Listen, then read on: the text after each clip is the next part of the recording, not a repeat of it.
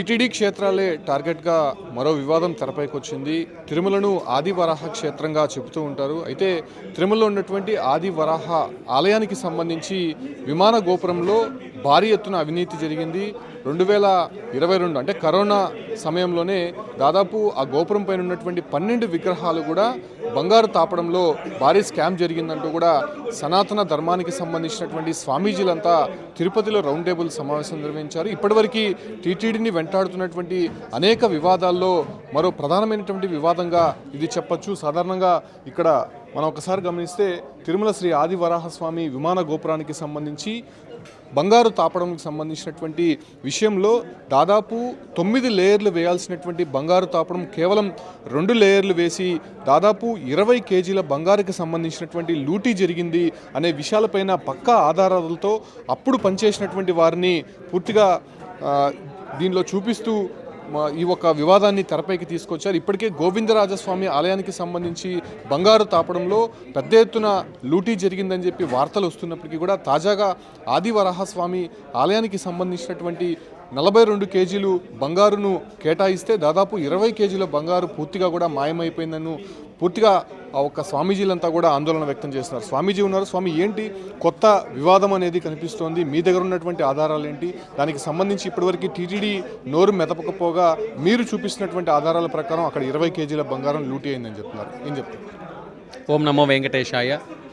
మరి తిరుమల అంటేనే ప్రపంచ ఆధ్యాత్మిక రాజధాని. అటువంటి తిరుమల క్షేత్రంలో కొలువై ఉన్నటువంటి భూవరాహస్వామి దేవాలయం మరి నేటికి కూడా నాటి నుంచి వెంకటేశ్వర స్వామి దర్శనానికంటే ముందు వరాహస్వామి దేవాలయానికి దర్శనానికి వస్తారు.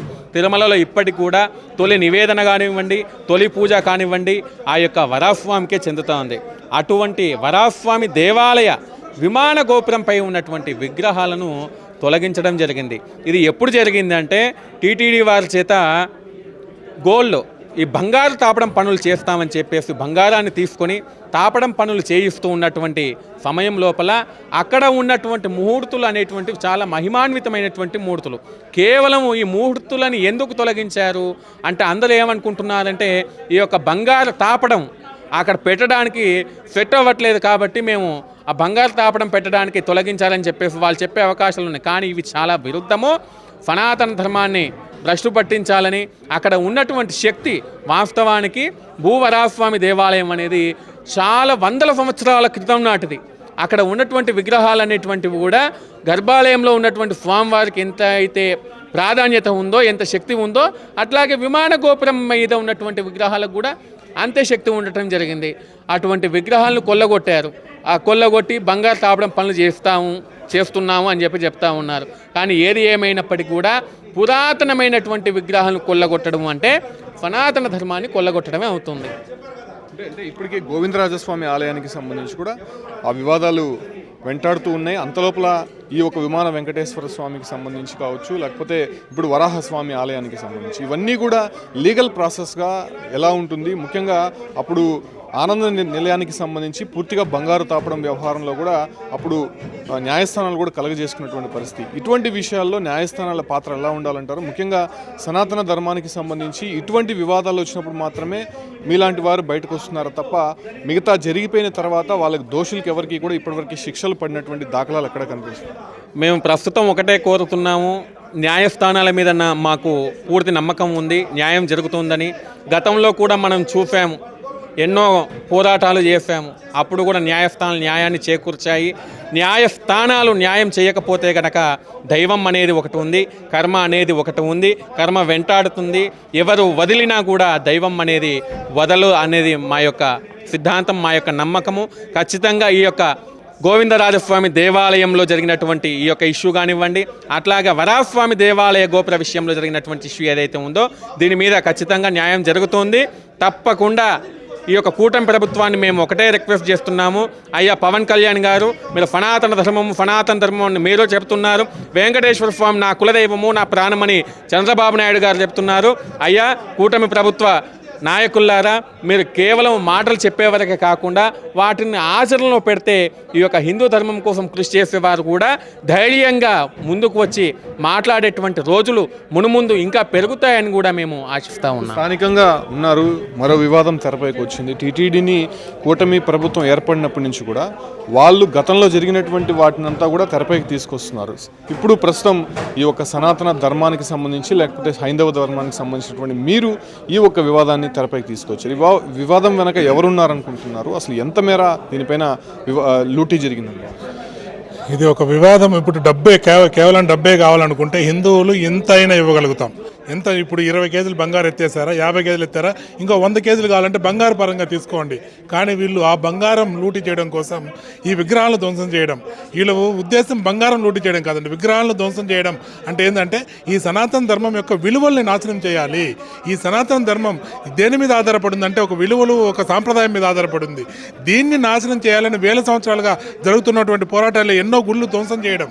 ఇప్పుడు డైరెక్ట్గా గుడిని ధ్వంసం చేస్తే ఒప్పుకోరు కాబట్టి ఆ గుడిలో ఉన్నటువంటి సాంప్రదాయాన్ని, ఏదైతే పవర్ ఉందో ఆ పవర్ని నాశనం చేయాలని చెప్పి కంకణం కట్టుకొని ఈ విధంగా అంటే ఏదన్నా గుడిని టచ్ చేయాలి అని అంటే ఖచ్చితంగా వీడియో రికార్డింగ్ ఉండాలి, సీసీ కెమెరాల అబ్జర్వేషన్ ఉండాలి.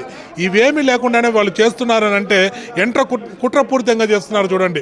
ఇట్లా విగ్రహాలను నాశనం చేయడం అనేది చాలా బాధాకరం, చాలా దౌర్భాగ్యకరం. ఇది ఖచ్చితంగా దీనిపైన ఇప్పుడు ప్రభుత్వం, కూటమి ప్రభుత్వం, మేము సనాతన ధర్మానికి అండగా ఉంటాం, వెంకటేశ్వర స్వామి కులదైవం అని చెప్తున్నారు. మీరు పక్కా హిందువులు, జగన్ గారు అని అయితే క్రిస్టియన్, కానీ ఆయన విధానం ఒకటి. మీరు ఈ ధర్మంలో ఉన్నప్పుడు ఇన్ని ప్రూఫ్లు మీ ముందు పెట్టినా కానీ మీరు ఇంతవరకు యాక్షన్ తీసుకోలేదు అని అంటే మేము ఎవరిని వేడుకోవాలి, ఎవరి దగ్గరికి వెళ్ళాలి? ఇది చాలా బాధాకరమైన సంఘటన. ఇది ఖచ్చితంగా ప్రతి ఉద్యోగి, అక్కడ పూజారులు, నిజంగా నేను కోరుకుంటున్నాను ఏమంటే హిందువుల్ని దయచేసి మనం హిందువులం అని గుర్తించి ధర్మానికి ఏదన్నా హాని జరుగుతా అంటే ఎదిరించాలని నేను ప్రాధాయపడుతున్నా. ఎండోమెంట్ యాక్ట్కి సంబంధించి ఇటువంటి దేవాలయాల్లో ఇటువంటి వివాదాలు తెరపైకి వచ్చినప్పుడు, లేదంటే దేవుడి సొత్తును కావచ్చు, లేకపోతే అక్కడ ఉన్నటువంటి దేవస్థానానికి సంబంధించినటువంటి బంగారులు, విలువైనటువంటి వస్తువులు ఈ రకంగా దారి మళ్ళినప్పుడు ఎటువంటి యాక్ట్ చెప్తోంది, దానిపైన ఎలాంటి యాక్షన్ ఉండబోతుంది, లీగల్ పరంగా ఎటువంటి పాయింట్స్ అక్కడ ఉన్నాయి? First of all, I am request to NDA government, Narendra Modi sir and Chandrababu Naidu sir, and also Pawan Kalyan sir, and also Lokesh Babu sir. Take the action immediately. Today also a meeting conducted Kansas Hotel Swamijis. They said to the clearly what cheating of the previous government. That's why I am asking to immediately put the case against the previous government, any leader. That's why today we see that really in the future also any has the involving illegal activity. The act is the Endowment Act. They take seriously. Puts up one Supreme Court retired judge put the case and take the immediate action, sir. So many times the Swamijis their hunger strike for TTD Devasthanams. Please immediately take the seriously of the ND government. This is the reason of the today. I request once, sir. My name is Pothuru Masu, Advocate Tirupati. Thank you. So ఈ వివాదం పైన ప్రస్తుతం అంటే పూర్తి స్థాయిలో వీళ్ళందరినీ కూడా ఒక తాటిపైకి తీసుకొని వచ్చినటువంటి అట్లూరి నారాయణరావు ఉన్నారు. ఆయనతో ఒకసారి మాట్లాడదాం. సార్, ఏంటి ఇప్పుడు ఈ ఒక్క సమావేశం ద్వారా గతంలో చేసినటువంటి వ్యక్తులకి ఏ సమాధానం చెప్పబోతున్నారు? అనేక సందర్భాల్లో ఈ కూటమి ప్రభుత్వం ఏర్పడిన తర్వాత నుంచి చాలా వివాదాలు బయటకు వచ్చాయి, చాలా స్కామ్లు బయటకు వచ్చాయి. బట్ ఇప్పటి వరకు కూడా దోషులను కానీ పాత్రదారులు కానీ సూత్రులు కానీ ఎవరు కూడా జైలుకు పంపించినటువంటి దాఖలా లేవు. ఇలాంటి వివాదం తెరపైకి తీసుకొచ్చారు. ఎలాంటి రిజల్ట్స్ ఉండబోతుంది? ఓం నమో వెంకటేశాయ. హిందూ బంధువులందరికీ నమస్కారం. అయ్యా, నేను మీ అందరికీ వినవించుకునేది ఒకటే. ఏదైతే 2019 నుంచి 2024 వరకు జరిగినటువంటి ఒక రాక్షస ప్రభుత్వాన్ని పారదోలాలి హిందువులు అందరూ కలిసి సంఘటితమై, అయితే ఈ వచ్చినటువంటి ఎన్డీఏ ప్రభుత్వం ఎటువంటి పరిస్థితుల్లో కూడా ఒక్కరికి కూడా శిక్ష పడకుండా వాళ్ళు కల్తీ జరిగిందని ఒక ఆయన అంటాడు, కల్తీ జరగలేదని అంటాడు. ఒక చైర్మన్ డైరెక్ట్గా చెప్పాడు కల్తీ జరిగిందండి, ఏం చేయమంటారు మరి అలాంటి వ్యక్తుల్ని శిక్షించి ఎలాంటి ఒక ఫాస్ట్ ట్రాక్ కోర్టు కానీ ఒక సిట్టింగ్ జడ్జితో కానీ ఒక కమిటీ వేసి దాన్ని ఇమ్మీడియట్గా తేలిస్తే వాళ్ళకి రిజల్ట్స్ తెలిసి ఒకడికి శిక్ష పడితే ఇంకొకటికి ఆ భయం వస్తుంది. అలా లేకుండా మీరు ఈ మనం అభివృద్ధి అభివృద్ధి అభివృద్ధి అని మన పని మనం చేస్తుంటే వాళ్ళు మళ్ళీ జనాల్ని మాయ చేసి ఇంకోసారి రావడానికి ప్రయత్నం జరుగుతుంది. దీన్ని హిందూ బంధువులందరూ అడ్డుకోవాలి. హిందూ బంధువులతో పాటు ఏవైతే ప్రజెంట్ ఎన్డీఏ గవర్నమెంట్ ఉందో ఈ ఎన్డీఏ పెద్దలు గౌరవనీయులైనటువంటి చంద్రబాబు నాయుడు గారు, లోకేష్ గారు, పవన్ కళ్యాణ్ గారు, మోడీ గారు మీ అందరికీ ఈ హిందువులందరి తరపున విన్నవించుకుంటున్నాం. మీరు చాలా వేగంగా తొందరపడి అలర్ట్ అయ్యి ఒక కమిటీని ఏర్పాటు చేసి ఇలాంటి పురాతన దేవాలయాలని, స్వామివారి సొమ్ముని, పరకామణి డబ్బుని, ఇలాంటి కొట్టేసిన దొంగల్ని, దుర్మార్గుల్ని, ఆలీబాబా 40 దొంగలందరినీ మీరు తొందరగా పట్టుకొని శిక్షించకపోతే మళ్ళీ జనాలు వాళ్ళు చెప్పిందే నిజమని నమ్మి మళ్ళీ ఇబ్బంది పడతారు. దయచేసి మీరు ఇమ్మీడియట్గా దీని మీద ఒక కమిటీ వేసి దోషులు నిర్ధారించే వాళ్ళకి కఠిన శిక్షలు వేయాలని కోరుకుంటున్నాం. సో ఈ వివాదానికి సంబంధించి ఇప్పటికే ఒక కీలక సమావేశం అనేది జరిగింది. ఖచ్చితంగా రాబోయే రోజుల్లో పెద్ద ఎత్తున ఉద్యమం కొనసాగిస్తాము. దీనిపైన దోషులు ఎవరైతే ఉన్నారో ఖచ్చితంగా వాళ్ళపైన శిక్ష విధించాల్సిందే అనే దానిపైన ప్రభుత్వాలకు కూడా వీళ్ళు ఇక్కడ అల్టిమేటం జారీ చేస్తున్నారు. త్వరలో ఈ వివాదం పైన టీటీడీ కూడా ఒక క్లారిటీ ఇచ్చేటువంటి అవకాశం ఉంటుంది. ఎందుకంటే సున్నితమైనటువంటి అంశం కాబట్టి ఈ వివాదం పైన టీటీడీ ఎలాంటి రెస్పాండ్ అవబోతుందో చూడాల్సినటువంటి అంశం కాబట్టి ప్రస్తుతం వీలైతే మాత్రం ఇక్కడ నుంచి సమావేశం నిర్వహించిన తర్వాత భవిష్యత్ కార్యాచరణని ప్రకటించినటువంటి పరిస్థితి కనిపిస్తుంది.